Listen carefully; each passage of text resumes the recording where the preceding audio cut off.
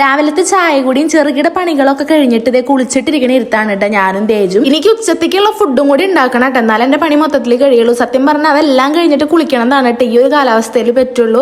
കാരണം ഇനിയിപ്പോൾ ചോറും കറിയും ഇതൊക്കെ വെക്കുമ്പോഴേക്കും ഞാൻ ആകെ മൊത്തം ഉഷ്ണിക്കും. പക്ഷെ എന്തോക്കി നേരം വൈകിട്ട് അങ്ങോട്ട് കുളിക്കൽ സെറ്റ് ആവില്ല. അതുകൊണ്ട് പിന്നെ ഞാൻ രാവിലെ തന്നെ കുളി തീർത്തിട്ടുണ്ടായിരുന്നു കേട്ടോ.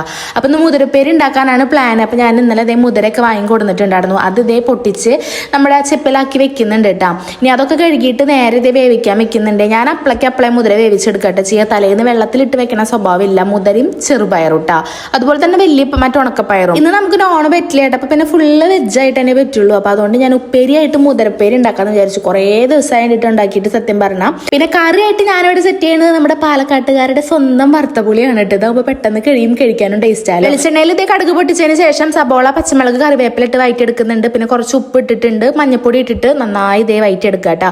ഉണക്കമുളക് ഇടും, പക്ഷെ ഇപ്രാവശ്യം ഉണക്കമുളക് ഇല്ലാത്തതുകൊണ്ട് ഇട്ടിട്ടില്ല. അതിലേക്ക് ഇതേ നമ്മുടെ പുളി പിഴിഞ്ഞ് ഒഴിച്ചിട്ടുണ്ട്. പുളി പിഴിഞ്ഞത് കുറച്ച് കൂടുതലായി കാരണം ഞാൻ കുറച്ച് ഒഴിച്ചിട്ടുള്ളൂ. പിന്നെ ഉപ്പിട്ട് കുറച്ചും കൂടി വെള്ളം ഒഴിച്ചു കേട്ടോ.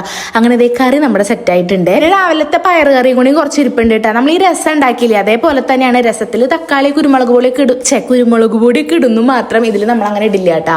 പിന്നെ ഇതേ നമ്മുടെ മുതിരപ്പേരും കൂടി ആയിട്ടുണ്ട് കേട്ടോ. അങ്ങനെ ഏകദേശം തട്ടിക്കൂട്ട് ഇന്നത്തെ ഉച്ചത്തേക്കുള്ളത് ഞാൻ ആക്കിയിട്ടുണ്ട്.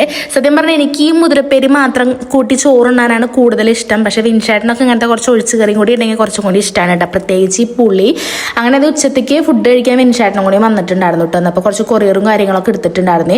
അപ്പോഴാണ് വിൻഷേട്ടൻ പറഞ്ഞത് മാങ്ങയും കൂടി വെക്കാടുന്നു എന്നൊരു ആഗ്രഹം പ്രകടിപ്പിച്ചത് കേട്ടോ. അപ്പോൾ അതേ മാങ്ങ സുതിച്ചേച്ചിട്ട് അവിടെ നിന്ന് പൊട്ടിച്ച് തോരനും കൂടി ഇരിപ്പുണ്ടായിരുന്നു. അത് വേഗം അരിഞ്ഞിട്ട് നമ്മുടെ മാങ്ങ അച്ചാറല്ല, ഒരു തട്ടിക്കുട്ട് മാങ്ങക്കറി അതുപോലെ കൂടി ആക്കിയിട്ടുണ്ടായിരുന്നു കേട്ടോ. ഞാനിത് ഇപ്പം നല്ല വെയിലും ചൂടായതുകൊണ്ട് തന്നെ തേജുവിനെ രാവിലെ ഞാൻ കളിക്കാൻ വിടില്ല കേട്ടോ. വൈകുന്നേരം കുറച്ച് നേരം മാത്രമായിട്ട് വിടുള്ളൂ. അപ്പോൾ അതേ ഉച്ചത്തേക്ക് ഇത് ഞങ്ങൾ അങ്ങനെ കഴിക്കാതിരുന്നിട്ടുണ്ട്. ഇതേ നമ്മുടെ മാങ്ങച്ചാറായിട്ടുണ്ട്, ഉപ്പേരി, പുളിങ്കറി എല്ലാതും റെഡി ആയിട്ടുണ്ട് കേട്ടോ.